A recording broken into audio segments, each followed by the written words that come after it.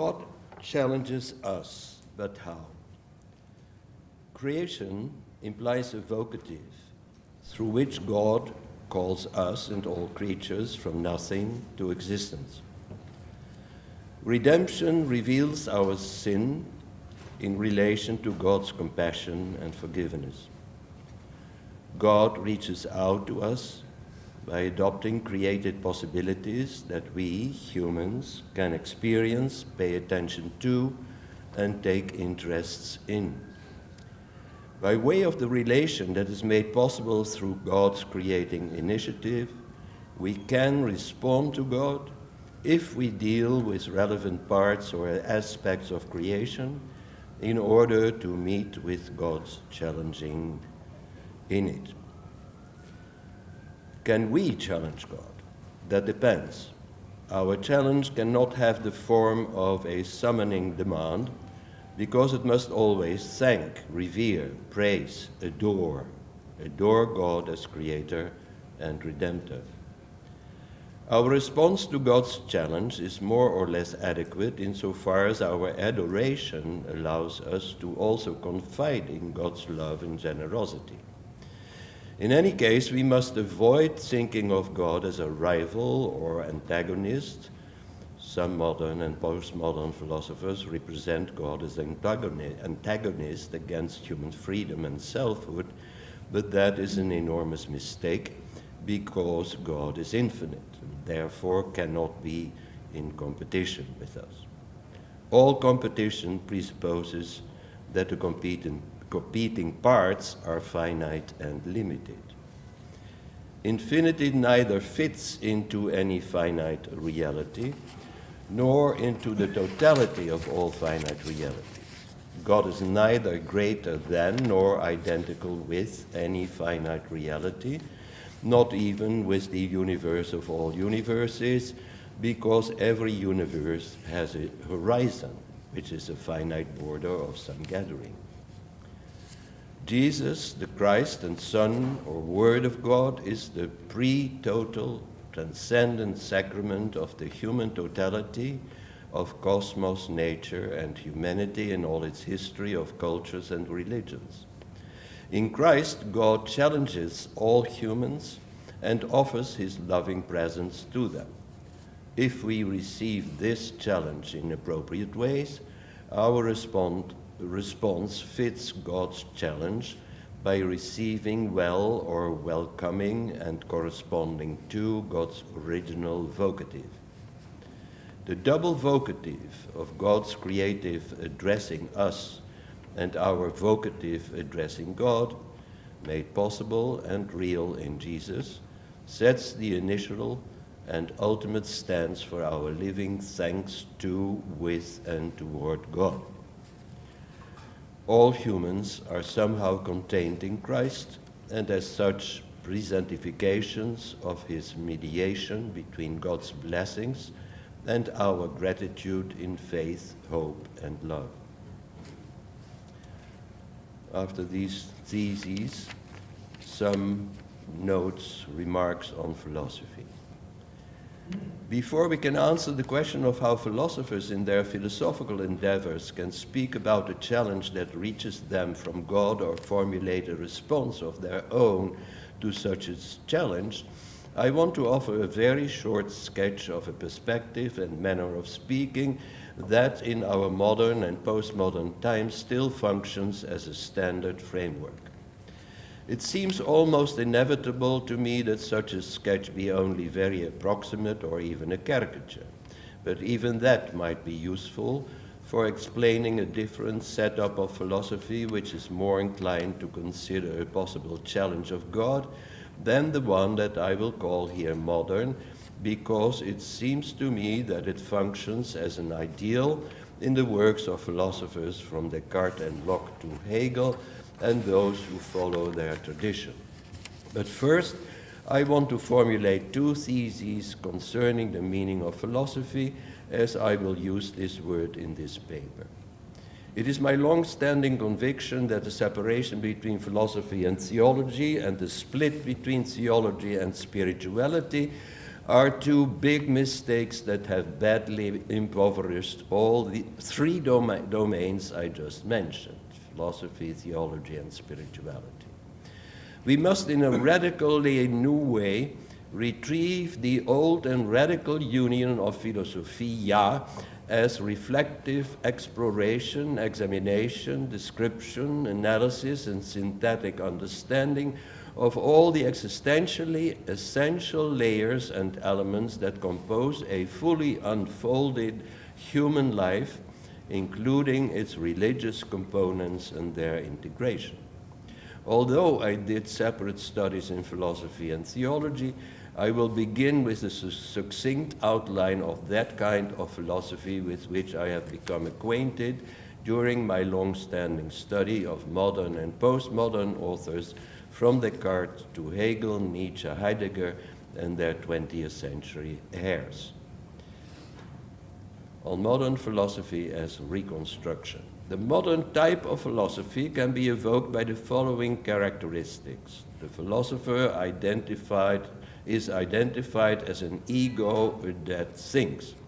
This ego is universal insofar as it is supposed to be identical in all real and singular philosophers who, of course, have or had very different lives, destinies, characters, interests, passions, preferences, corporeal, intellectual, affective, imaginative, and experiential properties. To be universal, that philosophical I has to be stripped of all personal and particular differences in experience, age, attachment, character, preference, erudition, and so on. The modern philosopher's philosophical ego is a solitary self-consciousness that overviews the universe of things and experiences insofar as these are involved in natural, cultural, and historical facts and events, while trying to systematically construct a conceptual blueprint of the universe. The philosopher has to remove all subjective impressions and opinions concerning the given data in order to establish an objective and thus a universally valid picture of the universe. It is the task of the philosopher to discover the fundamental logic that governs the thinking ego in its naked universality and its relationships to the ontic and ontologic order of that universal ego's observed objectivity.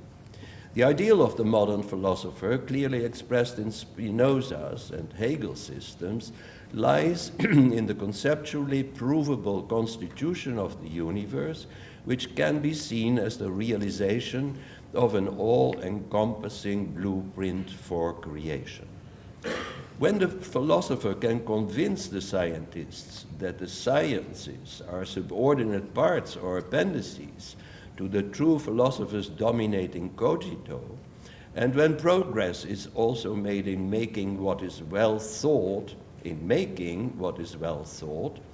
then audacious plans for remaking, correcting, perhaps even for recreating can be launched. Let's send exploratory machines to the planets in order to check whether our speculative reconstructions correspond indeed with the laws and movements of which they are ruled.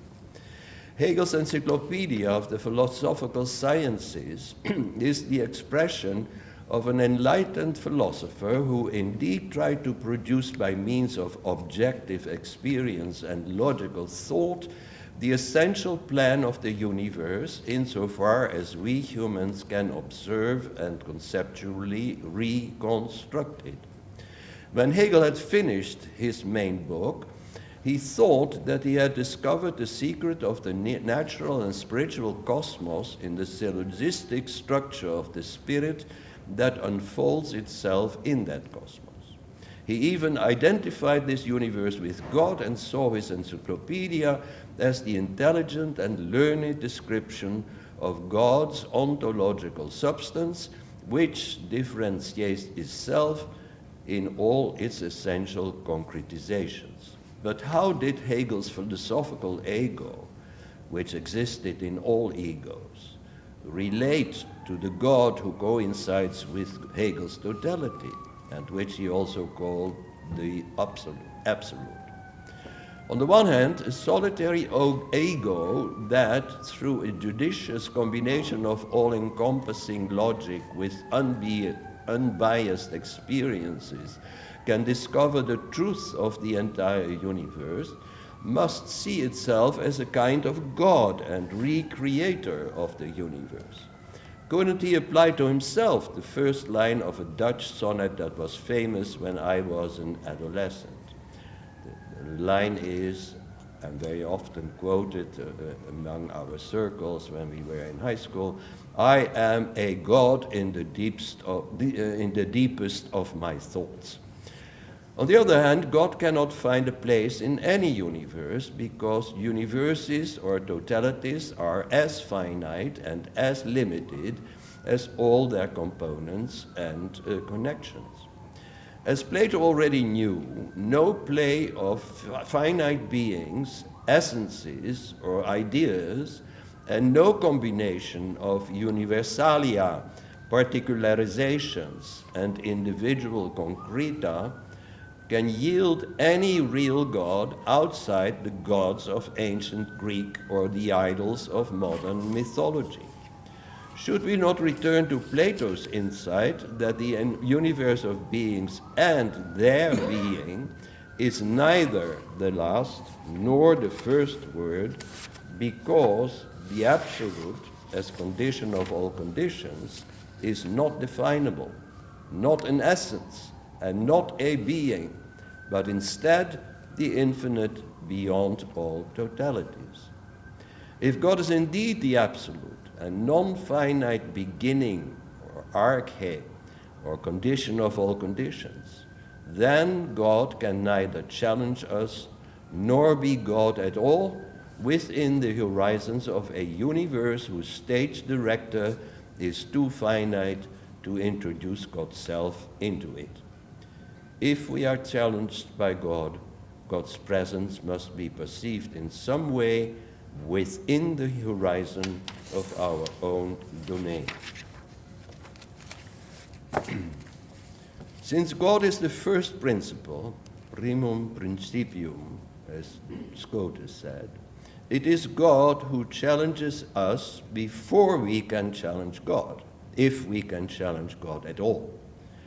But how does God's challenge come to us, and how then could and should we respond to that divine challenge?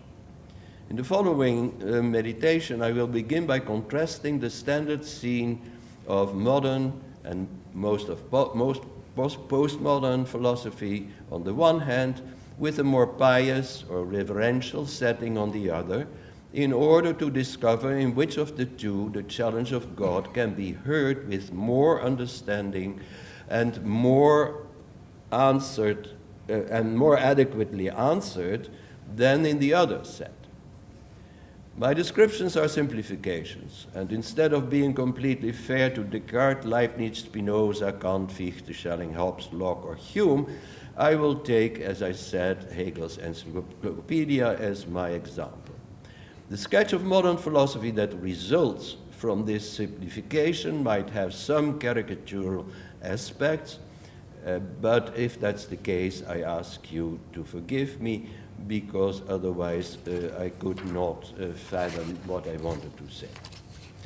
The philosopher's ego, in which all egos are supposed to recognize their own self-consciousness and autonomous experiencing and enlightened ego, thinks and conceptually conquers the real universe to which it finds itself related as an all-overseeing observer from above or from the center where the ego has established itself.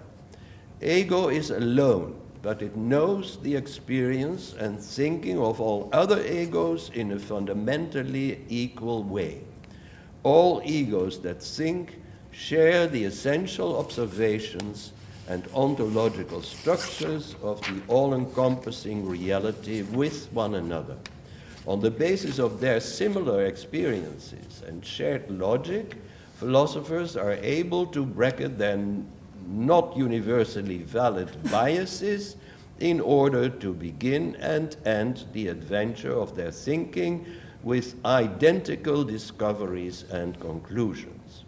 The reason of their agreement lies in the objectivity of their contact with the reality, coupled with their avoidance of all what they call the subjective elements that may have crept into their universally open, but also individual self-assessment of the objectively given universe. To focus on objectivity is clearly a huge reduction of all human experiences. The name object already implies and indeed signifies something that is there, spread out, displayed before or underneath me, like from the top of a huge mountain or a plain.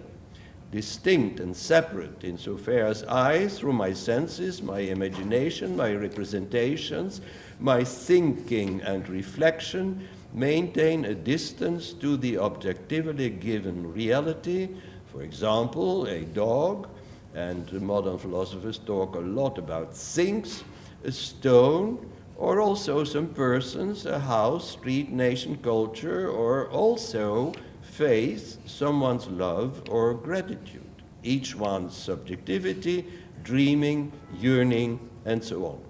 It is, of course, clearer than the sun that very few realities allow for a reduction to merely objected or objectified things, because most or all things that attract our attention interests us. Any human interest in something proves that as interesting it deserves our attention and even, as we will see, a response.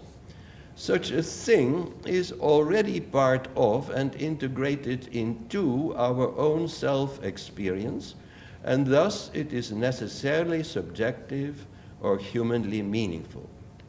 All things that are interesting enough to deserve human time for reflection are therefore already profoundly subjective. The reduction of all beings to objects that can be observed, studied, objectively described, logically connected with other objects, and gathered in the totality of one universe might seduce a philosopher to the conviction that he or she indeed is confronted with a human's independent reality that can be called the universe. Let's then analyze all the parts of this universe and their relations as given in all its layers and essential distinctions. Of course, the philosopher should never forget that she or he and all other egos are parts or components of that totality. She thus discovers that each real or possible ego is at the same time not only one of innumerable entities and subjects within the universe, but also the all-observing and all-dominating I of I think, that tries to rediscover the plan and the outline of the all-encompassing universe into which the philosopher emerged one day for mentally reconstructing and participating in it until, after a relatively short time, he or she will depart from it. The sciences have taught us that many realities, especially those which rightly can be seen and interpreted as lifeless things, and that some of them can be remade by humans, but living plants and even more so animals are too difficult for permitting us to recreate them without non-egoic help. In an epoch where not only gods are laughed at, but God's self is forgotten or suppressed, or where not even an echo of God's challenge is heard, many humans might embrace the idea that humanity itself can do or redo and perhaps even correct what pious philosophers ascribe to God as the only one creator. Philosophy would then, as the highest science of all, be able to draw a complete picture or blueprint of a rethought, redone, renewed, corrected, reconstructed, or even to some extent recreated creation. Wouldn't that be a great and supremely enlightened emancipation? At least it would confirm the audacious attempt at liberating philosophy from all dependence on religion. If all the sciences would listen to philosophy and become solidary with its intentions, neither God nor gods would still be necessary, because creation or recreation would turn out to be a properly human affair. In the context of our question about the challenge of God, the modern scene is disappointing. How can God challenge a philosopher who feels or thinks that he feels completely at home within the walls of an objectified and conceptually familiar universe whose dimensions are measured by that philosopher's own display? Wouldn't even such a philosopher be unsatisfied and driven by an incomparably urge and attraction and longing love of love that pines for an invitation, a summons, a challenge from beyond the ousia of all beings, which welcomes us by lifting us up from pre-birthly nothingness without abandoning us after death? Plato, the greatest philosopher, was a prophet when he pointed to the good as the unique and incomparable source and sun and all-decisive orient of those thinkers who had not yet restricted the mystery of all mysteries to the content of an all-encompassing globe. The Christian tradition embraced therefore Plato's good as a name for the father of all humanity and cosmic history, even if further explanation was mysterious and difficult to understand, though at the same time very concrete and down to earth. I skip a little meditation about Descartes and proceed to approaching the challenge of God. The schematic description of a philosophy that is constructed by a solitary philosopher who displays the reality as an objectified panorama of which she wants to discover the truth, postulates a supreme thinker, the universally shared ego, who scrutinizes the components, connections, and networks of entities that constitute the ontological order. This ego emerges from a more or less freestanding top or summit, so that from above it can analyze and reconstruct the totality of all that happens and exists within the endless horizon of all places and times, including the imaginary or thinkable things that might awaken some human interest. The philosopher of such a universe feels some affinity with those who govern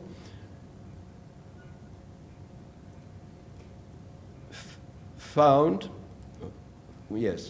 philosopher of such a universe feels some affinity with those who govern, found, initiate, or look from the top down at the entire cosmos.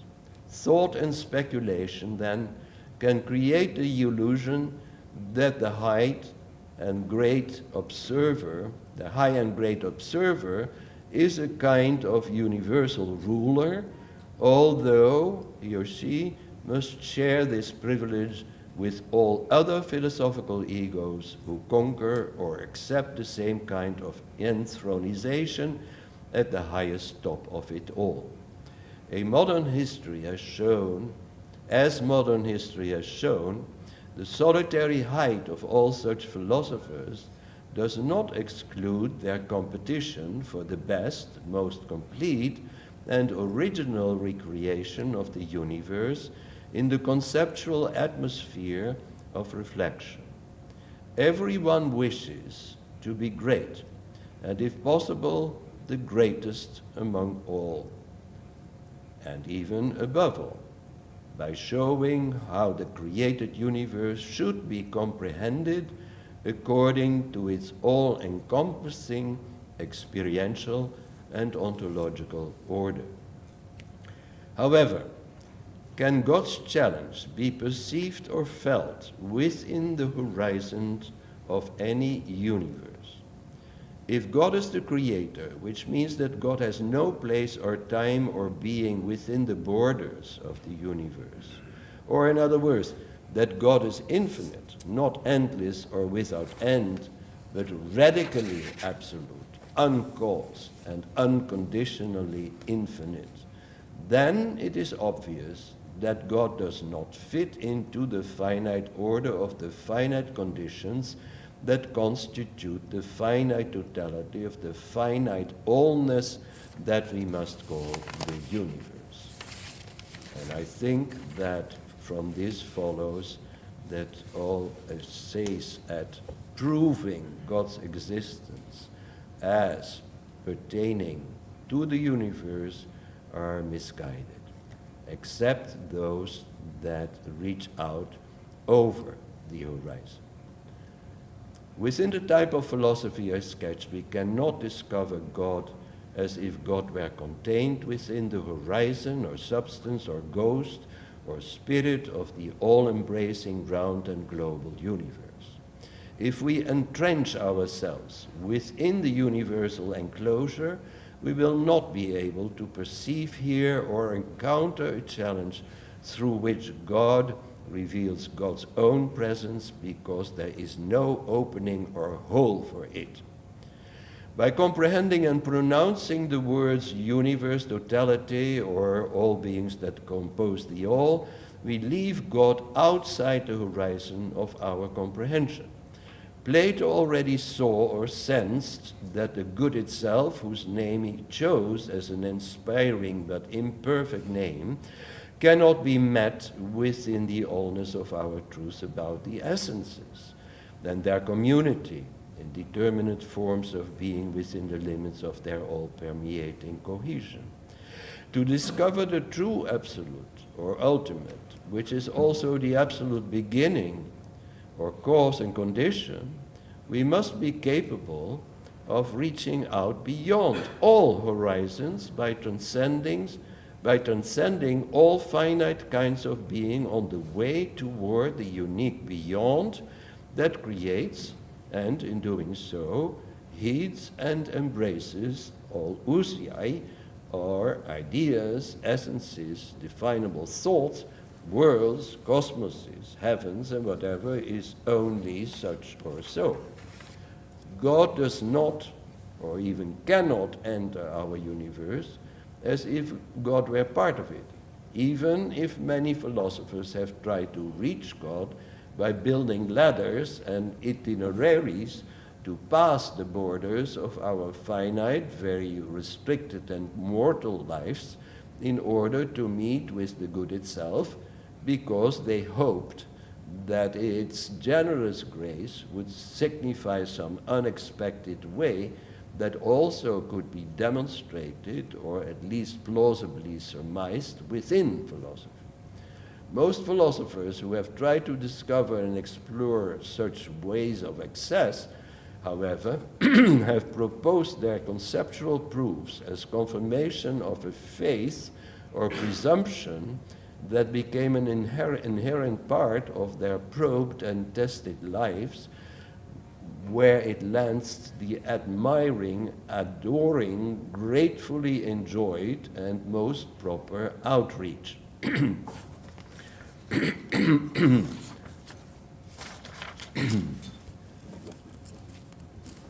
The modern scene of the universe has overseen, experienced, and logically assembled, is not restricted to the physis, because it includes all humanity and history.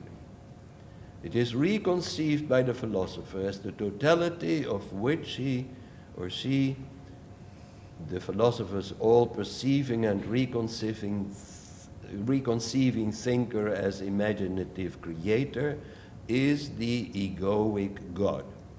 All philosophers are individualizations of the same kind of gods, insofar as they confide in philosophy as the supreme science of all sciences, which have become subordinate part of the supreme level and ruling of all sciences. This is the new mythology. All of us are gods, even those who live in a merely conceptual reproduction of the universe by our own shared self-consciousness. Is there in this quasi or pseudo-human recreation any possibility for God to challenge us? Or should we begin by challenging the God who created all of this creation and its human imitations? The reproductive I of modern philosophy includes all egos who come originally out of nothing at all, but some egos have harvested a Nobel Prize or other signs of appreciation for their very impressive, almost godly works. It is clear that our takeover of the already existing creation by imaginative and technical reproduction is only a theater in which God's self does not fit because of God's infinity. The universe, the totality, the all-encompassing universality, the all or the ultimate horizon contain that theater, but they do not fit in it. They only gather a huge composition of limited and interdependent realities without, however, being capable of absorbing or integrating their own infinite and unconditioned or first condition. The condition of all condition is not a totality, for such a condition would be totally dependent on its composing parts. Since not only each being, but also its beingness are essentially finite, that which conditions their existence without recourse to anything else is not the greatest of all beings, and certainly not a supreme being or super being at the top of the universe. If we must and may use metaphorical language instead of a fully understood conceptuality, that condition can only be the non-being that has no other incentive to create than a non-driven but only self-motivated and entirely spontaneous benevolence.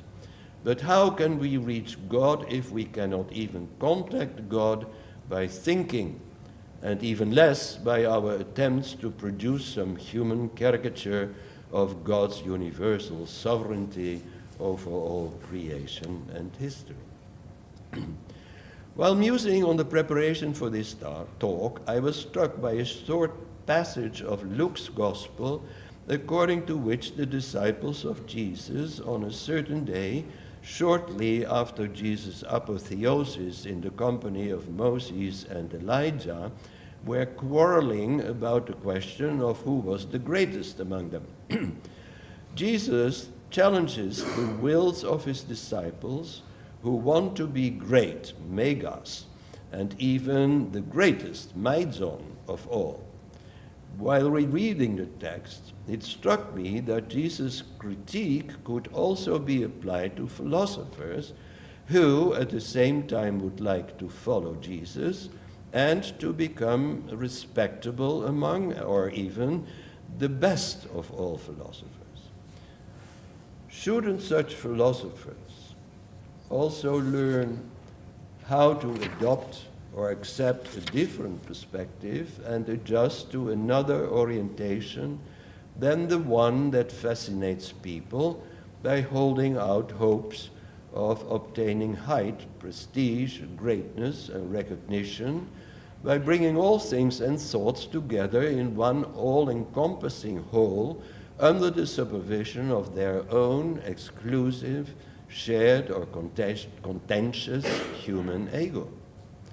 However, Jesus' gesture to his disciples has nothing to do with the inauguration of another learned view of the world, of nature, politics, culture, or thought in general. What counts for Jesus is not another universe or an all-encompassing empire, but instead another relation to some forgotten and easily overlooked aspect of everyone's daily experience, which in truth is not an aspect, but the absolute dignity of one single person. Of course, on their many trips, the disciples have seen lots of children, very young like babies, as well as greater and older ones. But here and now, Jesus shockingly draws a very young child, a paidion, to his side, and he embraces it before he gives it a place in the midst of the 12 and Mesoi, while challenging his followers with these words: "Whoever receives this child in my name receives me, and whoever receives me receives him who sent me. For he who is the least among all of you is the one who is great." Many turns must be made. Matthew talks here about strafete. You have to turn around. By a good disciple, they must be made by a good disciple to understand the various versions and explanations with which the synoptic gospels surround this important dictum of Jesus. By affirming that whoever encounters and receives this child, receives and hosts him, Jesus identifies himself here with a quite immature and undeveloped child that does not offer more than a hardly realized promise, but also the most radical dignity of being created by God as a human son or daughter in the Son. The child does certainly not symbolize a person who has already been responsible for remarkable words, poems, works, or other contributions to the material, social, or cultural life of humanity. Whatever it is, or whatever it has done, it represents a being human without, however, being able to boast about any reason for being honored as important or being recognized as deserving some special mention or even praise. Farthest from all that it might be is to be first, protos, great, megas, or greater, meizon, than all other men and women that populate the earth. However, Jesus does not choose a great or greater person to shame the child, or to show that children are not yet great enough to be proud. In this one and unique child, whom he lovingly embraces, he shows how small, fragile, without merit, imperfect, unimportant, and ungreat every human person is, when we realize that all importance, greatness, worth, or distinction is nothing to be boasted about. Indeed, all that is good is received as a pure gift from God, whose Spirit inspires the followers of his Son to serve all other sons and daughters in the realization of their destiny. It is good to be reminded once in a while that each of us comes to existence as a welcomed gift which separates us from pure nothingness, but not through our own capacities. After conception and many months of being heated in the mother's womb, without performing anything of our own responsibility for works or words of our own, we come to existence in a situation of utter dependence and helplessness, immediately in danger of losing our existence by imminent death. However, we are saved. We have been saved by a mother, a father, nurses, brothers, sisters, the family, the society, the nation, a culture, and so on. From the nothing of not yet being to the nothing of its disappearance into death, I received everything, including my own learning of how to serve others, from God and from those humans who are sent my way to summon out of me what is burgeoning from within me. They, the others, take care, first for and then with me, of my becoming who I will have become before I lose my life and disappear.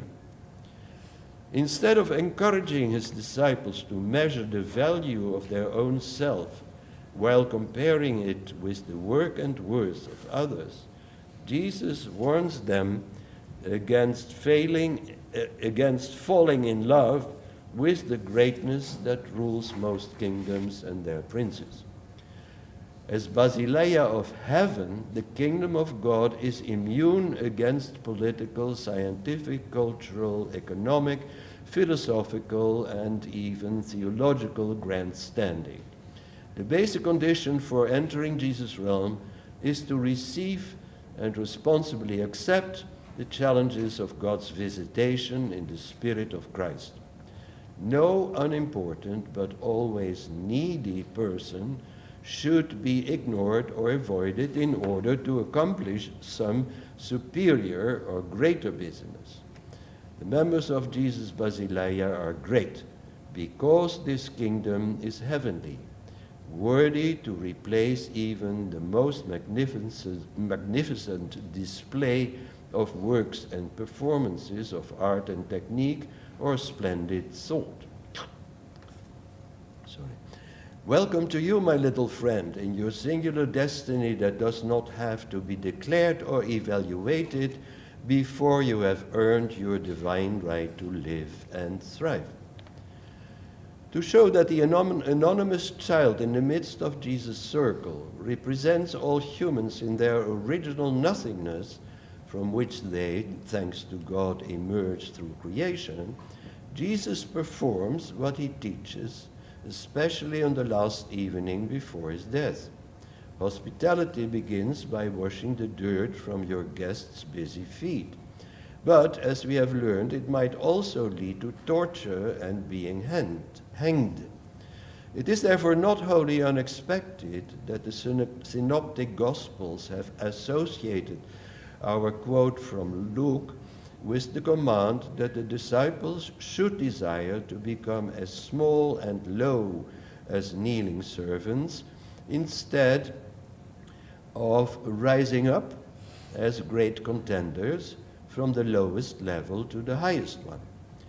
All who accept the challenge of being utterly dedicated to those who are neither reverable nor able to recompense may hope that their work will be useful service, or at least a sign of friendship, and at best an embrace that honors the other for being sent as a messenger from heaven. Philosophia, as union of philosophy and theology, might be particularly useful as a service in dialogue among persons who are involved in a drastically challenged and changing time, where even the meaning of human life has become endangered and problematic.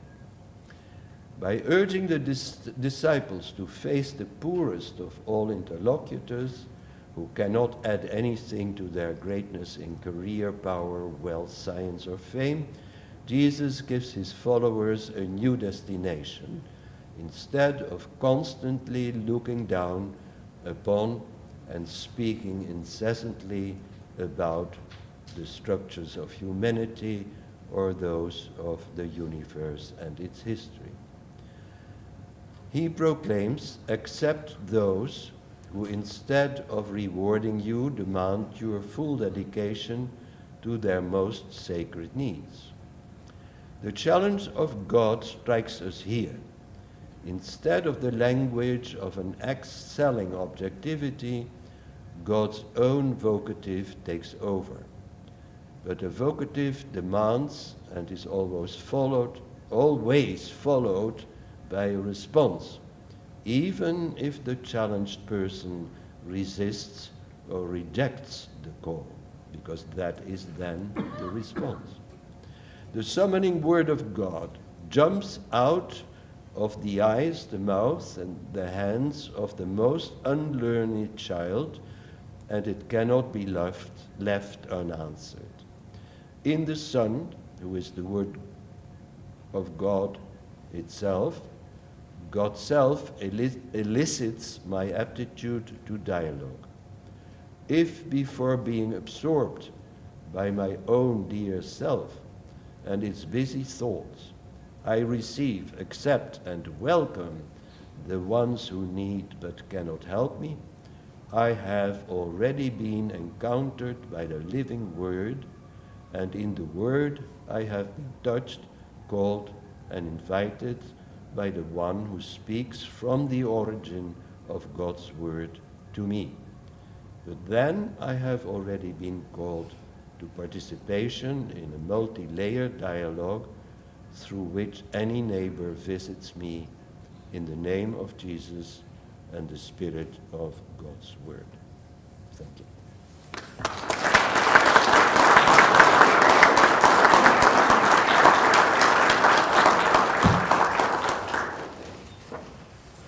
Thank you very much, Adriaan. We are going to, oh, that's great, that's helpful.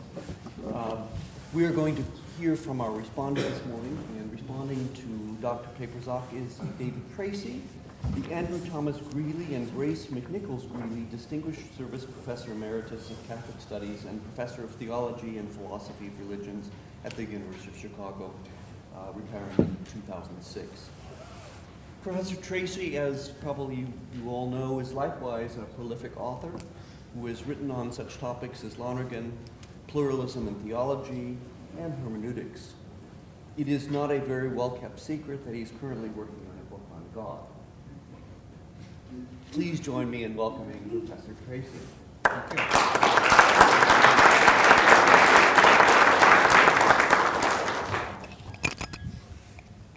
I am delighted to respond to the essay of Adriaan Peperzak, especially on the occasion this year of his retirement from Loyola University after so many valuable years. His meditative lecture is marked by his customary virtues: great erudition, acute philosophical reflection, sharp biblical awareness, and theological acumen. The lecture continues deep aspects of Professor Peperzak's life works on Hegel, on Plato, on Levinas, and above all, on his own original philosophy, especially on the question of God at the border of philosophy and theology. I fully agree with what I take to be three main points of his lecture. First, on Professor Peperzak's pointed and persuasive analysis of the modern framework, as well as most postmodern philosophical frameworks, wherein the philosophical ego constitutes an objectified panorama of all finite realities as a totality, which seems to leave no entry point for an infinite God. As one of Professor Peperzak's mentors, Emmanuel Levinas, famously argued against the panoramic position of Hegel, modern philosophy characteristically produces a closed totality, as in Hegel, of all reality, even as it abhors an open infinite. Indeed, Professor Peperzak, who is rightly considered one of the major interpreters of Plato, of Levinas, and of Hegel, both in Europe and North America, in this lecture subtly employs these hermeneutical resources and his own to rethink a highly original position on the challenge of God. The philosophy employed here has been articulated in several groundbreaking works of the last 30 years on ethics, on philosophy, on spirituality, and on theology. My second critical agreement. The critical argument Professor Peperzak, in fidelity to his lifelong reflections on the turn of philosophy away from the modern self to the postmodern other, appeals to the Jesus of Luke's gospel rejecting the disciples' call for greatness in favor of the sheer goodness of the Christianly preferred non-great others, the child, the marginalized, the poor, all those ignored by the great, and ignored, it must be admitted, by most philosophers and theologians alike. Backed by his many studies of Plato on the good beyond being, and of Plotinus on the one who is both the one and the generous good, in addition, of course, to the Christian most basic metaphor for God, 1 John, God is love, Professor Peperzak notes the opening of the philosophical idea of the infinite good to the infinitely loving God. That is the Trinitarian understanding of God, occasioned by a turn to the other of an innocent child, and all other officially non-great others, the marginal, the rejected, the poor. My third and most important critical agreement. Professor Peperzak, in criticizing the notion of totality, like Levinas, defends the idea of the infinite.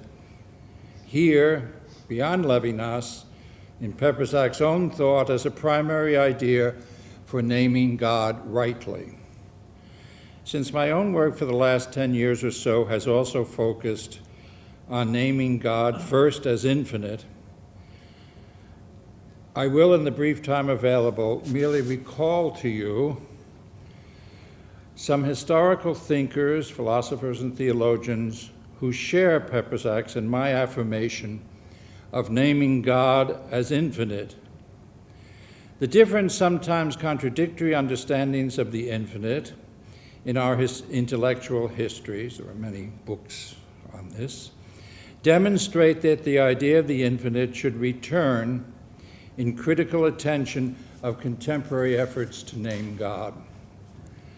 In my judgment, the category of the infinite for naming God is a more adequate primary name for God than the more prominent name today, for example, of the impossible, or such traditional philosophical ontotheological names as the absolute, or as highest being, or causa sui, or even, more sophisticated, ipsum esse subsistens, or ipsum intelligere of Thomas.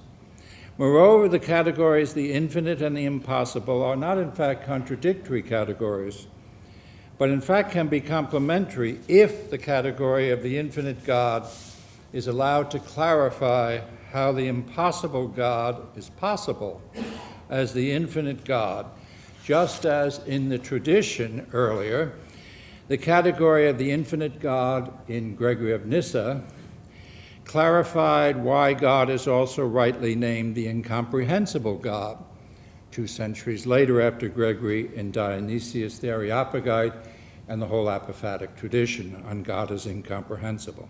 In fact, I'm with Gregory here, not Dionysius, God is incomprehensible because God is infinite, not the reverse. God is impossible as possible because infinite, not the reverse. What has caused the relative neglect of the idea of the infinite in contemporary discussions of God? I believe that the problem has been principally this. In many contemporary discussions of the infinite,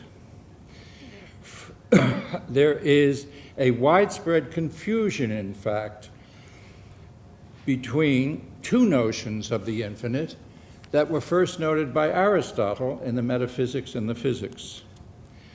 The most basic difference today even remains that of Aristotle.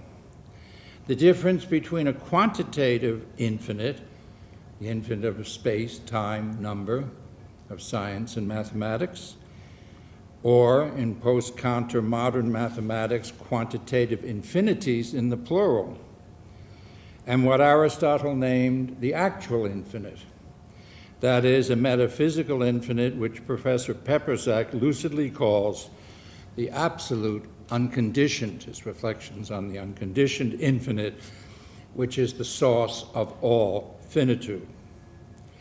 In part, the enormous and surely welcome success by philosophers and theologians of the modern scientific and mathematical revolution since the 17th century have occasioned most contemporary thinkers, including, as far as I can see, most philosophers and theologians when they discuss the infinite at all, to construe the idea of the infinite as in fact quantitative, solely. With few exceptions, among philosophers, Emmanuel Levinas and Adriaan Peperzak; among theologians, Friedrich Schleiermacher, for whom religion itself was a sense and taste of the infinite, and Karl Rahner. Any discussion of the actual, absolute, unconditioned infinite is still rare in philosophy and even theology. Moreover, for Aristotle himself, whom I repeat, first named these two different but possibly analogous notions of the infinite, quantitative or actual and absolute, an actual infinite for Aristotle was an intellectual impossibility. This Aristotelian position, moreover, in the history of the discussion of the infinite as actual, influenced most medieval thinkers with two great exceptions, Thomas Aquinas and Duns Scotus. Thomas Aquinas argued that the infinite was an attribute of God. The attributes of God, of course, were the medieval categories for what earlier and later traditions, including today, more precisely call the names of God. It is remarkable that Thomas Aquinas, in contradistinction from most of his fellow scholastics, he was in a minority here, and in serious disagreement for once with Aristotle, argued that there is an actual absolute infinite against Aristotle and most of the scholastics, which in fact is one of the attributes or names of God. Aquinas' position on the idea of the infinite as an attribute of God was characteristically a cautious one. Thomas was quite straightforward in his criticism of Aristotle's denial of the possibility of an actual infinite, but he was quite cautious in relating this attribute infinite to the primary name for God in his thought, namely ipsum esse subsistens. Now, Duns Scotus went quite a bit further than Thomas Aquinas dared to go. Scotus argued that the infinite is the primary attribute of God, to which all other attributes should be logically and metaphysically related. Scotus's insistence on the primacy of the infinite as the primary name of God was later deeply influential in naming, not among the Thomists, of course, but in naming God as infinite, not only in Scotus' philosophy and theology, but surprisingly perhaps, to go back to Adriaan's point on spirituality related to philosophy and theology, also in the great tradition of 17th century French spirituality, which was often related to a philosophy and theology of the infinite. Canfeld, Bérulle, de Sales, and above all, Fenelon. Fenelon, in fact, rethought not only Scotus on the infinite, but developed Descartes' idea of the infinite, which Descartes did not, for his and Jean Guion's mysticism of infinite love. But to return to the Greeks on the infinite, I think the other problem that has often occasioned the ignoring or confusion of the infinite. Aristotle's difficulty in allowing the possibility of an actual infinite as actual, as distinct from potential, which he allowed, partly concurs with that of Plato, in spite of their other differences. For both Plato and Aristotle, like in fact all classical Greek thinkers save Anaximander, denied the category infinite to name ultimate reality. Plato's good beyond being in the Republic and the one in the Parmenides were not named infinite by Plato, despite what would seem to be, to me at least, the logic which leads directly in that direction. In my judgment, Plato's good beyond being could be more accurately named, it was not by him, of course, not as the highest form, as it is by most interpreters, but as in fact beyond all form, namely the formless infinite. For a classical Greek philosopher, ultimate reality, whether Plato's good beyond being or Aristotle's unmoved mover or other candidates, must by definition be perfect if ultimate, and therefore, as perfect for classical Greeks, must have form, which provides perfection. But the infinite by definition, then and now, is formless. For Plato, Aristotle, and all classical Greeks, I repeat, save Anaximander, as Heidegger recognizes, the category of the infinite cannot be used to name properly the ultimate real. Not until 7 centuries later, after Plato and Aristotle, in philosophy with Plotinus in the 3rd century of the Common Era, and in theology with Gregory of Nyssa in the 4th century, did it become possible for theologians and philosophers to name ultimate reality infinite in Greek philosophical terms. Plotinus named the one, which is also the good, infinite, and most Neoplatonists followed him by arguing that we can affirm a proper actual, against Aristotle, a proper actual infinite as the infinitely good. The infinite one of Plotinus was, of course, an impersonal, generous, but not loving or person-like term. For the Christian and Neoplatonist theologian, like Gregory of Nyssa, and in fact also Augustine, though less frequently, the actual infinite was not the impersonal, generous, infinite one and good of Plotinus, but of course the personal, infinite love for the Christian theologians, starting with Gregory of Nyssa, the infinite love which is the Trinity and relates to human epektasis. In early modernity, Aristotle's position on the impossibility of the actual infinite was seriously challenged on several fronts. The Neoplatonists, of course, kept their original criticism, but there were new criticisms. For example, in the 15th century, the extraordinary mathematical theological genius of Nicholas of Cusa argued a mathematical quantitative infinity to be affirmed as leading any thinker who thought mathematically to a limit understanding of God as not quantitatively infinite, but actually infinite.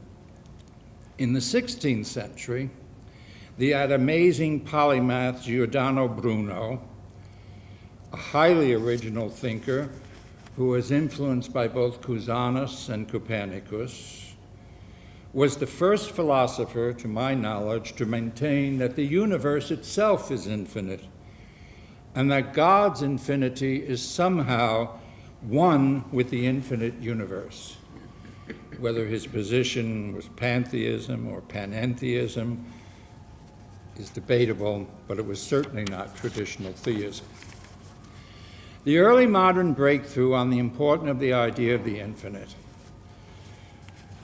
was in Cusanus and Bruno, but in fact, most importantly, I think, or most influentially at least, was a singular moment in Descartes, in the third meditation. For Descartes, the idea of the infinite, as Levinas argues, is that idea which thinks more than it thinks. The idea of the infinite shatters closed totalities and opens the mind to the actually infinite and its affirmation.